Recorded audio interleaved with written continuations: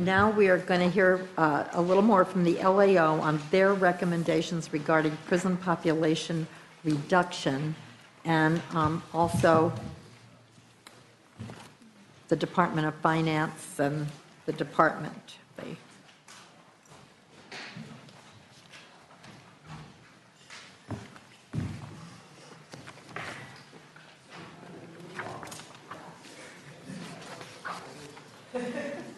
Okay.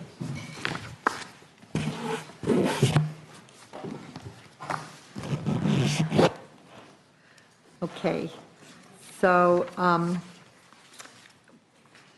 I'd like to welcome the LAO, and we've asked you to provide a little more meat on some of the recommendations that we briefly discussed last week, and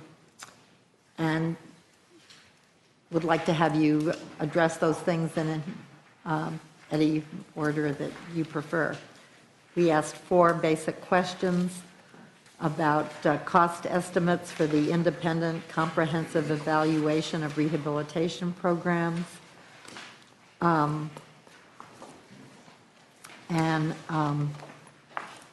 several of the others. So.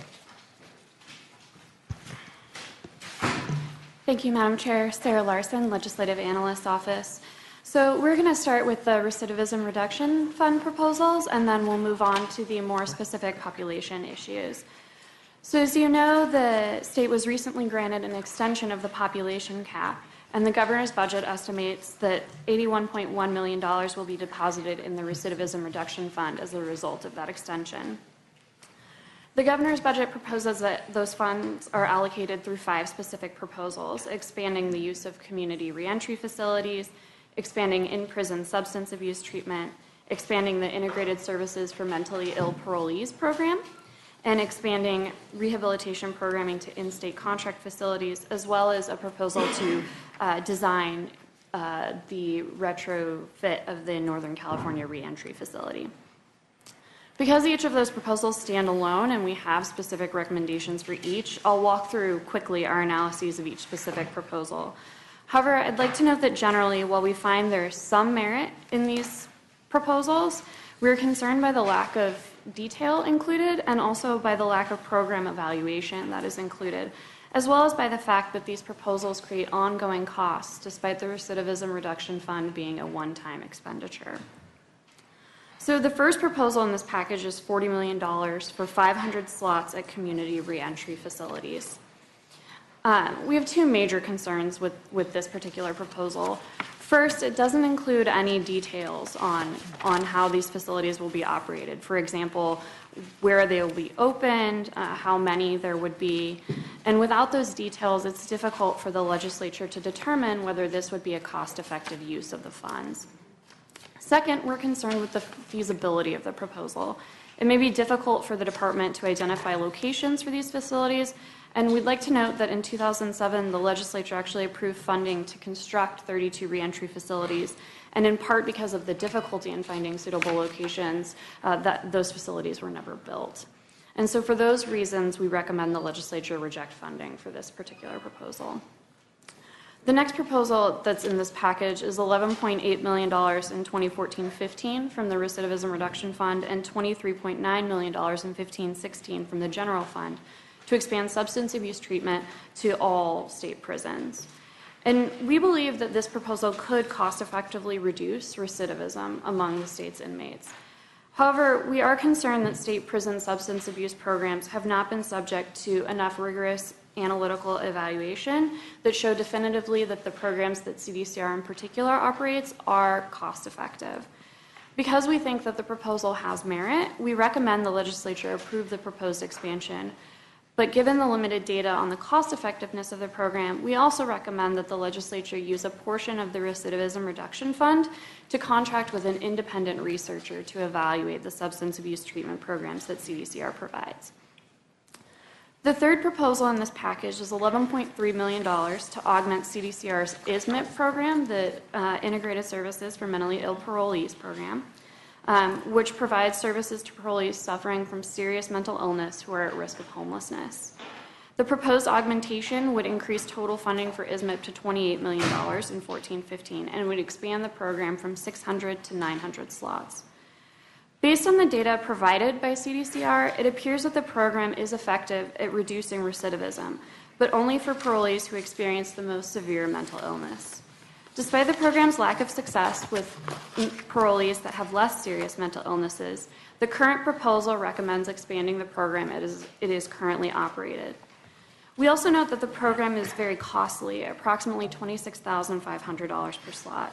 By comparison, many of the other programs delivered by CDCR cost on the magnitude of several $1,000s per slot.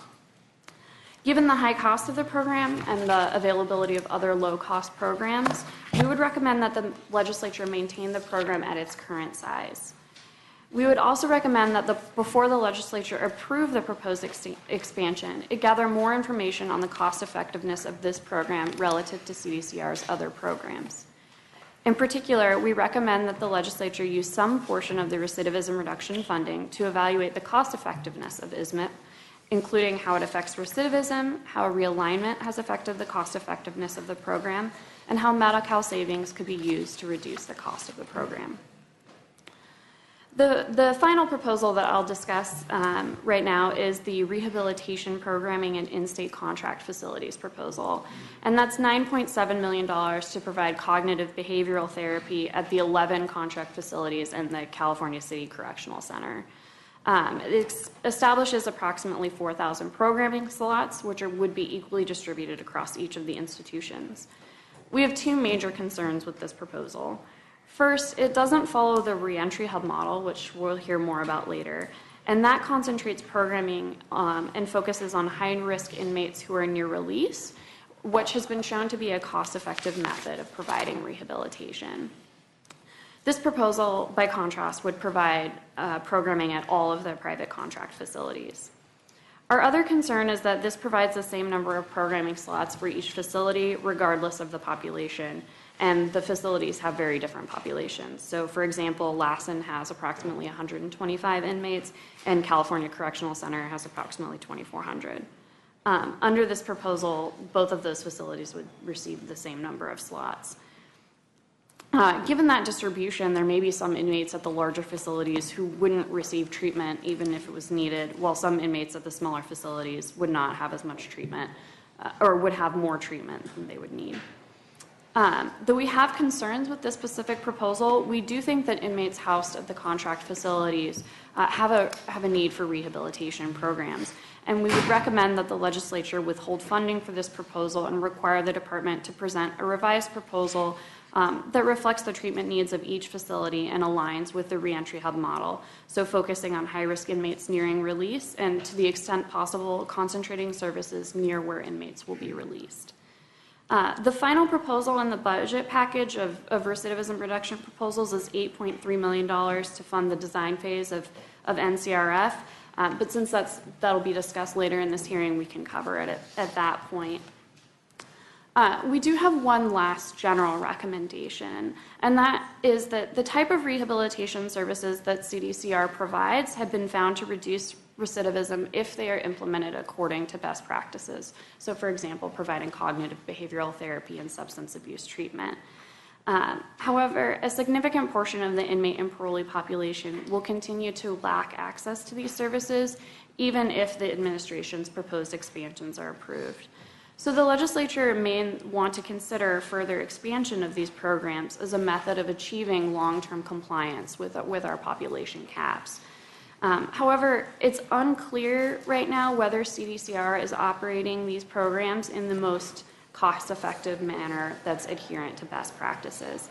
And given that lack of information, we would recommend that the legislature direct the department to develop a proposal to contract with an independent research entity to evaluate the cost-effectiveness of the inmate and parolee programs, as well as what impact an expansion of these programs might have.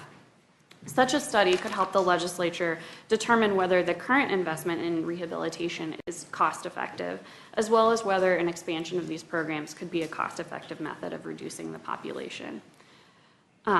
So in addition to our recommendations about these specific proposals, we also have some other options for the legislature to consider to address long-term population. And so I'll turn this over to my colleague, Aaron Edwards, at this point to discuss those proposals.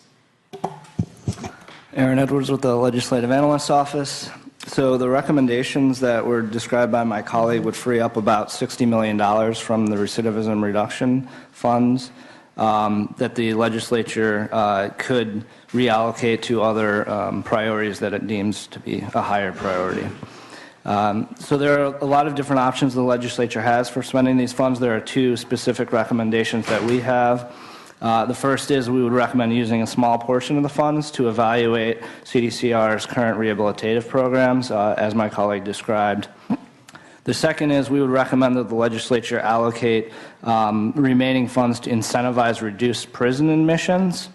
Under this proposed option, the legislature could expand the program that was created by SB 678, which rewarded counties for reducing the number of offenders who fail on felony probation and then are incarcerated. Specifically, the legislature could reward counties for successfully preventing offenders on other forms of community supervision that were created by realignment, including the post-release community supervision program and mandatory supervision, to incentivize counties to reduce the number of those individuals who are sent to state prison. The funds from the Recidivism Reduction Fund could be used as a sort of seed grant to allow counties to invest in evidence-based programs to address criminogenic needs for these offenders. And then counties could then be rewarded with a portion of the state savings that result from any reduction in prison admissions to provide an ongoing funding source to support these crime reduction programs in the future. Based on some preliminary data on PRCS and mandatory supervision failure rates that we received from the Administrative Office of the Courts, we're estimating that this type of a program could result in an ongoing reduction to the state prison population of in the low thousands of inmates annually. We know, however, this data is preliminary. We're still working with AOC to ensure the reliability of the data. And we would also note that this estimate assumes that this program would have the same success rate as SB 678 and achieve similar reductions in admissions to prison. So as we testified before this committee in the previous hearings, in a previous hearing, we are concerned that the administration's proposal to comply with the three-judge panel population reduction order, while it would likely result in short-term compliance, may not be able to maintain long-term compliance, and also that it relies heavily on costly contract beds. So while we think that using the recidivism reduction funds in the way that we've proposed would get the state closer to achieving long-term compliance and reducing reliance on contract beds, these investments alone are unlikely to result in a prison population reduction of sufficient magnitude to ensure long-term compliance or to substantially reduce the number of contract bed needs needed to maintain compliance. In order to accomplish those goals, we think the legislature would need to take some additional steps. And so in our recently released brief that we distributed to the committee in the previous hearing, we provide a framework to help the legislature think about some of its options to further reduce the prison population. Now, I'll go ahead and give a summary of each one of those options. Before I do that, I do want to note that we're not presenting these as LAO recommendations per se. That is because at this point, we haven't provided specific implementation details and we don't have the data necessary to determine what the precise population impacts would be.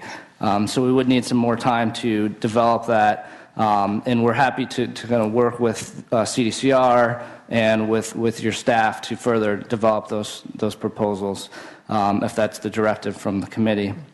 At this time, we are presenting these as more of illustrative examples of general strategies that the legislature could take. So with that, let me begin by talking about the first option we provide, which is reclassifying certain crimes that are currently felonies and wobblers to misdemeanors. So wobblers are crimes that under current law can be charged as either a felony or as a misdemeanor. For example, most drug possession offenses are wobblers or felonies. The legislature could reduce the penalties for drug possession offenses to make such crimes mandatory misdemeanors. This is just one example. There are many other wobblers, mostly for nonviolent property crimes that could be reduced to misdemeanors.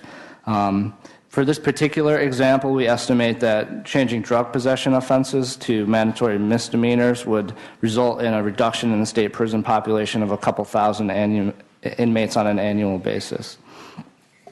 However, there is a trade-off with this option to the extent that these affected offenders spend less time in custody, which they likely would.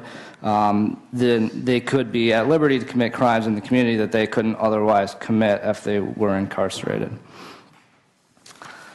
So the second option that we discuss in our brief is reducing sentences for certain crimes. The legislature could choose to reduce the base sentences for some crimes, or it could eliminate certain sentence enhancements. There are really sort of endless options here. The penal code is quite broad, and there are a lot of different areas where you could concentrate. We don't recommend a specific option.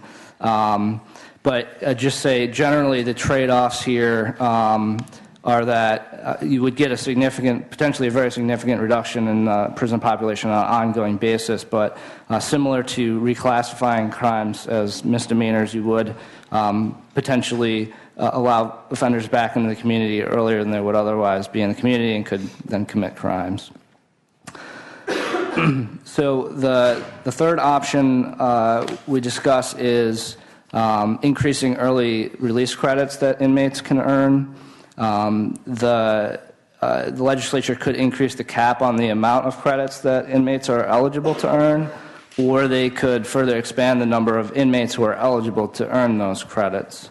For example, inmates currently earn what are called milestone credits for completing certain programs. The credits range from 1 to 6 weeks per milestone, and inmates can earn up to 6 weeks of credit over the course of 1 year. The legislature could increase the amount of milestone credits awarded per milestone, and or it could increase the cap on the credits that can be earned in 1 year. In addition to reducing the state prison population, another advantage of this option is that it would also potentially increase participation in these rehabilitation programs to the extent that the credits are tied to completing the programs. Similar to the options I've already discussed, another trade-off again is that inmates would be returned to the community sooner than they might otherwise be. In addition, there may be some implementation challenges as this would require CDCR to change the way it calculates its sentencing credits, which is currently a complicated process. And it would also take a couple of years for a change in the sentencing, in the amount of release credits that inmates can earn to have a meaningful impact on the population if it was done prospectively. The next option I'll discuss is expanding the alternative custody program to male inmates. As was discussed in this committee's previous hearing, the state currently operates an alternative custody program for women who meet certain criteria. This program could be expanded to male inmates who meet similar criteria, such as being in prison, not having a current violent or serious offense, and being assessed as a low or moderate risk to reoffend. We don't have an estimate at this point of the actual population impact of this, but we could work with the department to put some numbers attached to that proposal. Similar to the above options, again, the trade-offs here is that you potentially be releasing inmates to the community earlier than they would otherwise be. returned. This could be mitigated to some extent, however, if the administration prioritizes placement of individuals who have the lowest assessed risk to reoffend, and if the department places the individuals into programs that have been demonstrated to reduce recidivism. There is a challenge, however, to implementing this type of a program. According to the department, the process for placing female offenders in the current program is time-consuming and difficult, and so there could be similar challenges to expanding it to male inmates. And then finally, the last option is that the legislature could choose to expand rehabilitation programs in prison and for parolees. This approach could both improve public safety and reduce the prison population. However, one downside to this option is it is very difficult to estimate the precise impact on the prison population, and it would probably take some time for the full impacts to be felt. In addition, the option would likely require some upfront investment of resources in order to make these programs effective. So I'll just conclude by emphasizing a couple of points on which we touched in the last hearing. The first is that none of these options are perfect solutions. All of them have positive and negative trade-offs. I think the trick for the legislature will be finding options that conform with the legislature's priorities and minimize the negative trade-offs. And then the second thing is that many of these policy options would take quite some time to reach their full impact, a matter of years. And so the earlier the legislature chooses to act on these, the more likely it is to avoid having to continue funding costly contract beds or using early release or other ways to comply with the three-judge panel order. So with that, I'll conclude my remarks. Happy to take any questions you have. Thank you. I think maybe we will ask the Department of Finance and/or CDCR to comment on the suggestions. Thank you. Audrey Bezos, Department of Finance. Fortunately, I was provided the opportunity to respond to a number of the LAO's recommendations at the last hearing, so I won't repeat myself there.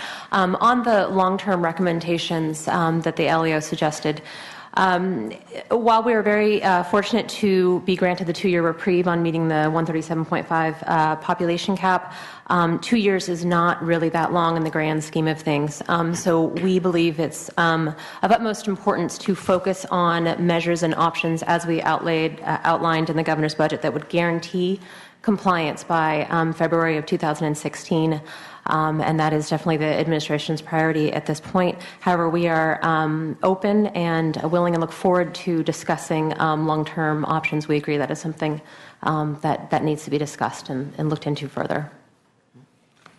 Yeah, I think, since the administration's short-term proposals all seem to result in increasing the number of prison beds, it would be helpful if there was also an indication that you're thinking of a way out of spending, I think it's $500 million a year forever on increasing those beds. Do you have a phase-out plan? What are we doing here? I know that you're also asking for money to open a new prison in Stockton, which won't even be online till after the deadline for meeting the three-judge panel population. Definitely the plan we have before us relies heavily on capacity because we feel that is a guaranteed way to meet the population cap. However, I would note that there's also significant reductions from the increased credit earnings for second strikers. So that is something that does not require additional capacity. But we are working towards sort of looking at the long-term horizon and looking at population projections and interested in exploring and discussing ways to address the long term. Okay. Working toward the long term, we do have several months, so I hope that we can look at some of that. Do you consider that we're on track to meet the June 30th population capacity? Yes. Okay, good. CDCR. Thank you, Madam Chair. Scott Carney, Director of Administrative Services for the department. In terms of the specific recommendations, I would echo the comments from the Department of Finance. Our immediate plan was focused on meeting the short-term benchmarks, but there are substantial investments proposed in rehabilitative programming aimed at changing the long-term trend, as well as specific proposals for medical, elderly, parole, and changing second strikers. They're immediate? We're moving forward on those proposals now to change the long-term trends. Do you have a time frame? Because I was very interested in the fact that the three-judge panel did require an immediate increase in credits for nonviolent second strikers and allowing them to earn good credit times, at 33 1/3%, et cetera. So that's happened already? So we've got the right program experts to give you the update. One of the key facts that I wanted to point out, because it also relates to our contracted facilities, is at the time of the January budget, we were demonstrating the commitment to implement rehabilitative programs broadly and offer that to all of our populations, as well as put in the resources necessary to move forward on what we suspected may be coming at the time of the court order. Mr. Oshina is here to provide the update. Thank you. Madam Chair, members, I think I can provide some of the freshest information on the implementation of the three-judge panel stuff. So we're sitting at about 502 inmates starting from today to the first benchmark, which, as everybody has noted, largely gets met by the in-state capacity that we were able to lock up and to move populations there. The instant capacity, excuse me, try to speak so that we can understand the sentence. Sometimes, people speak very fast and the sentences run together. So let me We're just slow down. policymakers. We don't live this. Fair enough. We believe we'll make the first benchmark as well as the second benchmark, but it is heavily relying on the capacity things, that most of which have been cataloged already by the folks that have testified, and I think you know that and are aware of that from your prior hearing.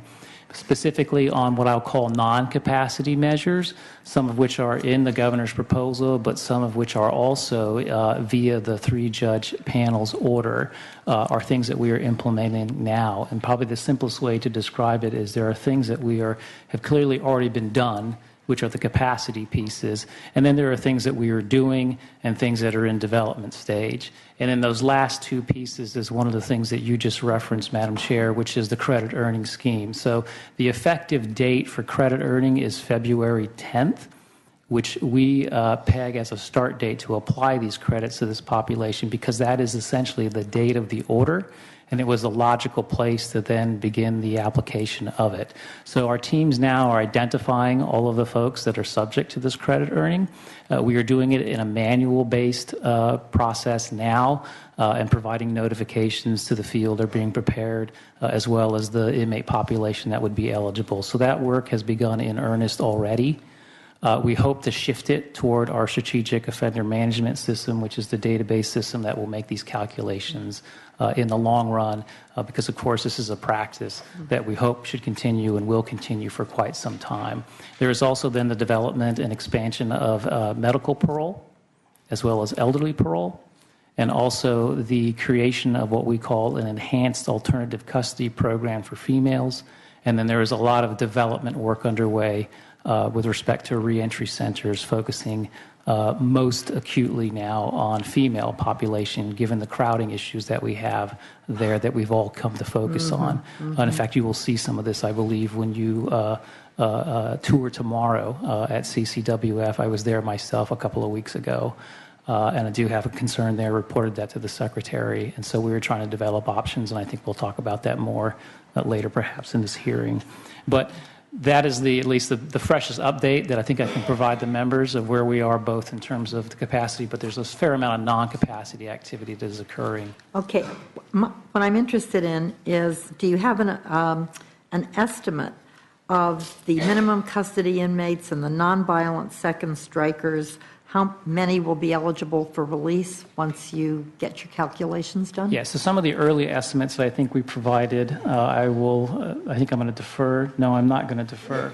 So by the June benchmark, because we had tried to take the numbers and place them up against the benchmarks as they were occurring, one being June 30th this year, and then the two Februaries. And for the categories of medical and elderly parole, I think the numbers were anywhere between 50 to 100 when the programs fully became mature. For the category, which is the biggest category, which is the credit earning, for the nonviolent second strikers, the estimates were, and I have to put my glasses on to read this.